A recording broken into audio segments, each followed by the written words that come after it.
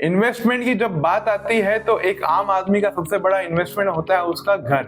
और ये इन्वेस्टमेंट इतना बड़ा होता है कि वो जब भी घर लेने जाएगा वो एक होम लोन साथ में जरूर लेता है। अब ऑनलाइन जब इस टॉपिक में हमने रिसर्च किया तो पता चला कि इस टॉपिक पे काफी मिस इन्फॉर्मेशन यहाँ पर आपको देखने को मिल जाएंगी। कुछ लोगों का कहना है कि जो आप होम लोन की ईएमआई भरते हो उतना ही अगर आप यहाँ पे एसआईपी कर लो तो उससे ज्यादा रिटर्न मिलेगा और एक अच्छा घर आप वहाँ पे जब एसआईपी खत्म होगी तो आप वहाँ पे खरीद सकते हो। कुछ लोगों को आप कहते हुए सुनोगे कि जो घर होता है वो एसेट नहीं होता है, एक तरह की लाइबिलिटी होती है, एक तरह का सरदर्द होता है, इसलिए कभी घर नहीं लेना चाहिए, किराए के मकान में रहो और वही पैसा जो है आप इन्वेस्ट करो। तो हमारा जो ये चैनल है ये स्टॉक मार्केट के रिगार्डिंग और इन्वेस्टमेंट के रिगार्डिंग हमने ये चैनल बनाया था। और जब इन्वेस्टमेंट की बात आती है तो हम घर को कैसे भूल सकते हैं, इसलिए आज के वीडियो में हम घर के रिलेटेड, होम लोन के रिलेटेड कुछ इंपॉर्टेंट पॉइंट को समझेंगे। वीडियो को एंड तक देखिएगा और अच्छा लगे तो वीडियो को लाइक भी जरूर कीजिएगा।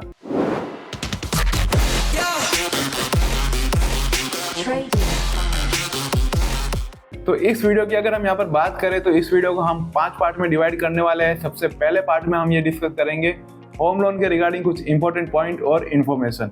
दूसरे पॉइंट की अगर हम यहाँ पर बात करें तो home loan versus stock market हमारा रहेगा।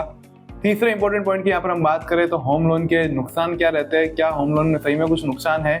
चौथे पॉइंट की अगर हम यहाँ पर बात करें तो होम लोन लेने के फायदे क्या है।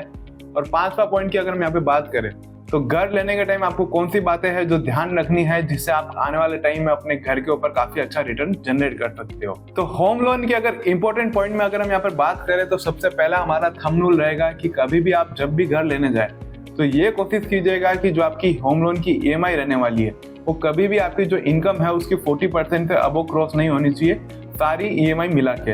अगर आपके पास कार लोन भी चल रहा है उसकी ईएमआई हो, अगर आपके पास होम लोन है उसकी ईएमआई हो, और अगर किसी तरह का पर्सनल लोन है तब ईएमआई मिला के जो है आपका 40% से अबव नहीं जाना चाहिए। इससे क्या है कि आपको कभी भी यहाँ पर जो है बर्डन फील नहीं होने वाला। जब भी आप होम लोन लेते हो तो ये ध्यान रखिएगा कि ओवरऑल जो है 40% से अबव आपकी ईएमआई नहीं जानी चाहिए। दूसरे इंपॉर्टेंट पॉइंट की अगर हम यहाँ पर बात करें तो होम लोन लेने के टाइम जितने लंबे टाइम तक आप होम लोन अप्लाई कर सकते हो उतने लंबे टाइम तक आप अप्लाई कीजिएगा। अगेन अगर हम यहाँ पर बात करें तो अगर आप छोटे टाइम के लिए लोगे तो वहां पर आपको जो है ईएमआई का बर्डन देखने को मिल जाएगा। तीसरे इंपॉर्टेंट पॉइंट की अगर हम यहाँ पर बात करें तो जब भी आप होम लोन लेते हो तो वहां पर टर्म प्लान या इंश्योरेंस साथ में जरूर लेना। इससे क्या है कि कभी भी आपके जो फैमिली पर है किसी भी तरह का ईएमआई का आपका बर्डन नहीं रहने वाला। जब भी आप होम लोन अप्लाई करने जाओगे वहां पर आप टर्म प्लान और उसी के साथ यहाँ पर जो है इंश्योरेंस को कंपेयर कर सकते हो और दोनों में जो अच्छा आपको लगता है, जो चीज आपको ज्यादा बेनिफिशियल लग रही है उस चीज के लिए आप अप्लाई कर सकते हो। एक अनदर इंपॉर्टेंट पॉइंट की अगर हम यहाँ पर बात करें तो जब भी आप होम लोन लेने जाते हो यहाँ पर आपको 3 इंस्टीट्यूट बाजार में देखने को मिल जाएगी जो यहाँ पर आपको लोन देती है। सबसे पहला रहेगा आपका पब्लिक बैंक, सेकेंड आपका रहेगा प्राइवेट बैंक और थर्ड रहेगा आपका NBFC, non banking financial company. तो ये सब जो है यहाँ पर आपको लोन देने का काम करता है। अगर किसी जगह आप होम लोन ले रहे हो और अगर वहां पर पब्लिक बैंक और प्राइवेट बैंक अगर लोन नहीं दे रही और सिर्फ एनबीएफसी अगर लोन दे रही है तो ट्राई कीजिएगा कि उस प्रॉपर्टी को, उस घर को आप थोड़ा सा अवॉइड कर सके, क्योंकि वहां पर आपको कुछ ना कुछ लॉस देखने को मिल जाएगा। अगर यहाँ पर आप देखोगे तो 2 पॉइंट आपको लॉस में देखने को मिलेंगे। सबसे पहले पॉइंट की बात करें, एनबीएफसी जब भी आपको लोन देगी वो लोन है जो पब्लिक सेक्टर बैंक और प्राइवेट बैंक से थोड़ा सा हायर टर्म पे देने वाली है, थोड़ा से हाई परसेंटेज पे आपको लोन देने वाली है। इससे आप देखोगे तो आपका इंटरेस्ट की अमाउंट जो है काफी बड़ी हो जाएगी और आपके जो होम लोन का पर्पस देखोगे कहीं ना कहीं जो एसेट्स है वो काफी ज्यादा आपको कॉस्टली पड़ने वाला है। सेकंड पॉइंट की अगर हम यहाँ पे बात करें, प्रॉपर्टी में अगर किसी तरह का डिस्प्यूट हो या किसी तरह का इश्यू हो या आपकी सैलरी, आपकी इनकम जो है यहाँ पर कहीं मैच नहीं खा रही तो कई बार देखा गया है कि एनबीएफसी वहां पे भी लोन दे देती है। ऐसी सिचुएशन में ये थोड़ा ध्यान रखिएगा कि अगर कहीं भी प्रॉपर्टी में मेजर डिस्प्यूट आपको देखने को मिले और एनबीएफसी वहां पर लोन दे रही है तो उस लोन को आप अवॉइड कर दीजिएगा, क्योंकि आने वाले टाइम में वो कहीं ना कहीं आपको लॉस दे सकता है। अब जब घर और स्टॉक मार्केट की यहाँ पर बात होती है, स्टॉक मार्केट में सक्सेस का एक ही रीजन होता है कि कहीं ना कहीं अगर आप अपने फंड को अच्छे से डाइवर्सिफाई करके रखते हो, अच्छे से वहां पर आपको अच्छा नॉलेज है तो वहां पर आप अच्छा गेन कर सकते हो। लेकिन इसका मतलब ये नहीं है कि आप यहाँ पर घर लेना ना प्रीफर करें और सारा का सारा पैसा है आप कहीं ना कहीं स्टॉक मार्केट में लगा दें। स्टॉक मार्केट का सबसे बड़ा थंब रूल रहता है अपने फंड को डाइवर्सिफाई करना, और डाइवर्सिफाई के लिए आप यहाँ पे घर ले सकते हो, गोल्ड ले सकते हो और उसी के साथ स्टॉक मार्केट के साथ साथ आप कुछ और अदर इन्वेस्टमेंट भी आप चाहो तो वहाँ पे कर सकते हो। स्टॉक मार्केट में इन्वेस्टमेंट करने के लिए जो आप देखोगे तो काफी अच्छा नॉलेज चाहिए होता है, या एक कोई अच्छा सा आपको एडवाइजर चाहिए होता है। जिस तरह से आप देखोगे अनप्रोफेशनली यहाँ पे लोग काम करते हैं, उसके कारण काफी अच्छा खासा पैसा यहाँ पे लॉस हो जाता है। ये एक सही तरीका नहीं है। इससे अच्छा जो है आपको घर जो है काफी अच्छा रिटर्न देते हुए देखने को मिल जाएगा। स्टॉक मार्केट में अगर आप यहाँ पे इन्वेस्ट करना चाहते हो तो उतना ही अमाउंट इन्वेस्ट कीजिएगी ताकि आप यहाँ पे घर से जो है बेघर ना हो जाए। होम लोन आप जब भी लेते हो तो स्टॉक मार्केट एक तरीका है कि आपके बर्डन को यहाँ पर आप थोड़ा सा कम कर सकते हो। इंटरेस्ट की अमाउंट है जो बर्डन आपको लगने वाली है उसे आप थोड़ा सा यहाँ पे कम कर सकते हो। उसके 2 से 3 तरीके हैं। सबसे पहले हम समझते हैं कि पहला तरीका क्या रहेगा। जब भी आप यहाँ पे होम लोन लेते हो उसके साथ ही आप एक छोटी सी अमाउंट का जो है म्यूचुअल फंड यहाँ पे स्टार्ट कर सकते हो। आने वाले टाइम में आप देखोगे जब 25 साल बाद या 20 साल बाद जब भी आपका यहाँ पे लोन खत्म होगा उसी के साथ आप देखोगे तो SIP जो है काफी अच्छा यहाँ पर रिटर्न आपको देते हुए देखने को मिल जाएगी। अब यहाँ इस पॉइंट में आप देखोगे तो कहीं ना कहीं जो है म्यूचुअल फंड की SIP है वो हर मंथ आपको जो पे करनी पड़ेगी, जो आपको बर्डन लग सकती है। इसके लिए आप सेकंड ऑप्शन पे यहाँ पे ऑप्ट कर सकते हो। यहाँ पर आप क्या करोगे कि हर मंथ यहाँ पर जो है स्टॉक मार्केट में डायरेक्टली इन्वेस्ट करोगे। अगर आपको अच्छा नॉलेज है तो उसके बेस पे इन्वेस्ट कर सकते हो, या किसी एडवाइजरी जो प्रोफेशनली यहाँ पर एडवाइस करता हो उससे एडवाइस लेके भी आप जो है यहाँ पर इन्वेस्ट कर सकते हो। इस केस में क्या होगा कि अगर किसी मंथ आपको बर्डन फील हो रहा है तो वहां पर आप जो है इन्वेस्ट करना थोड़ा सा अवॉइड कर सकते हो। कुछ टाइम के लिए अगर आप यहाँ पर चाहते हो कि बाजार में इन्वेस्ट नहीं करना, किसी की तरह EMI का अगर इश्यू चल रहा है तो वहां पर आप उस चीज को अवॉइड कर सकते हो।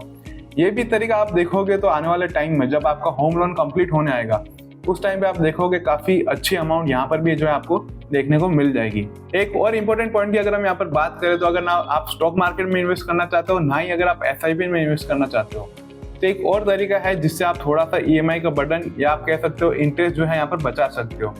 मान लेते हैं कि आपने जो घर है 25 साल के लिए लिया है।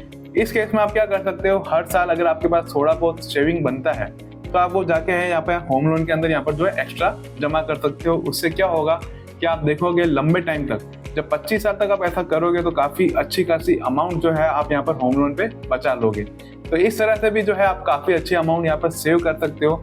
अगर आपने होम लोन लिया है और अगर आप यहाँ पर चाहते हो कि थोड़ा सा पैसा सेव किया जाए इंटरेस्ट के ऊपर तो अपनी सेविंग है जो जाके आप यहाँ पर थोड़ा सा होम लोन के अंदर डिपॉजिट कर सकते हो।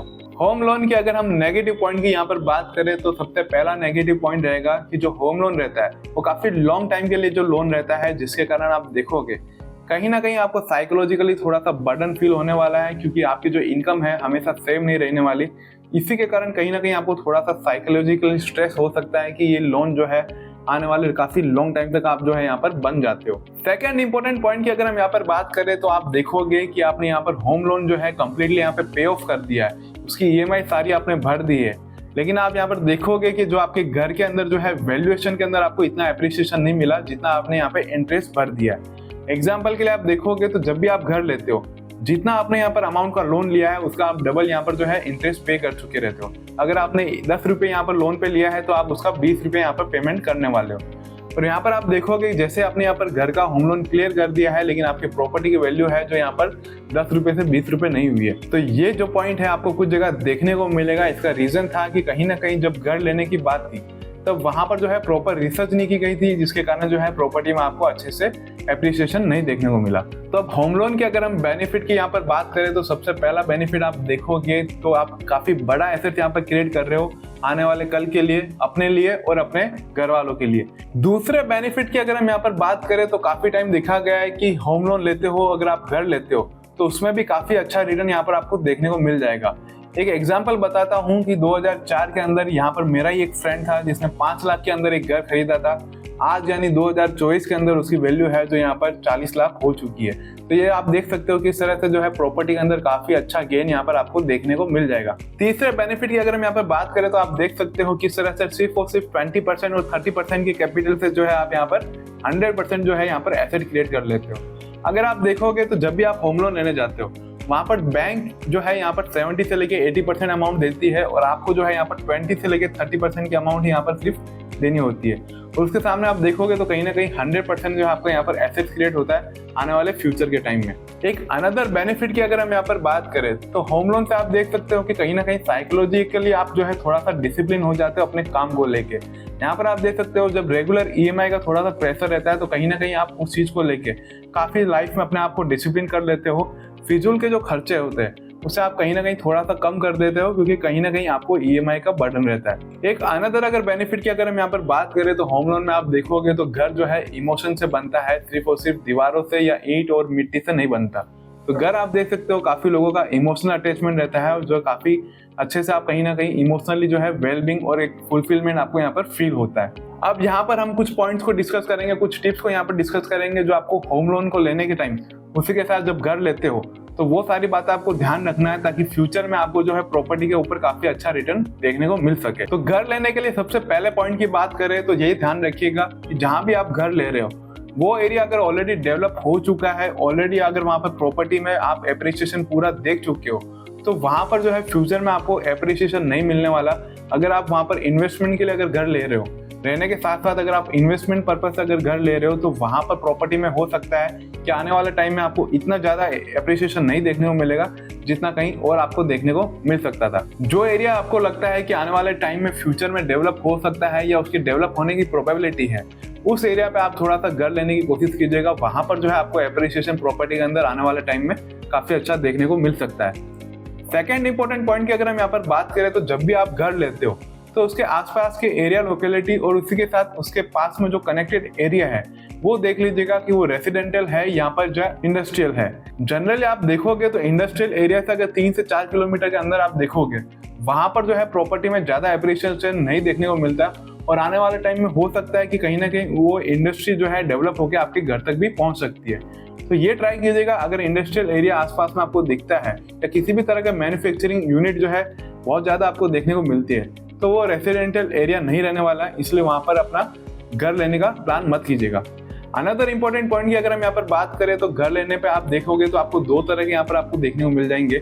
एक जमीन का घर रहता है और एक आप बिल्डिंग में आप देख सकते हो किस तरह से घर देखने को मिलते हैं। तो अगर आपका प्लान जो है इन्वेस्टमेंट पर्पज से घर लेने का है तो आप जो है जमीन पे यहाँ पर घर बना सकते हो, और अगर आपका कुछ अनदर पॉइंट है, देखिए ये पॉइंट जो है सबका पर्सन टू पर्सन वेरी करता है, तो आप चाहते हो तो आप बिल्डिंग में भी घर ले सकते हो, लेकिन जो जमीन के घर है वहां पर आपको थोड़ा सा एप्रिसिएशन ज्यादा देखने को मिलेगा कंपेयर टू बिल्डिंग से। तो आज के वीडियो को हम यहीं पे खत्म करते हैं। वीडियो अगर आपको अच्छा लगा हो, वीडियो अगर आपको इन्फॉर्मेटिव लगा हो तो वीडियो को लाइक कीजिएगा और चैनल को सब्सक्राइब कीजिएगा। मिलते हैं आपसे नेक्स्ट वीडियो में।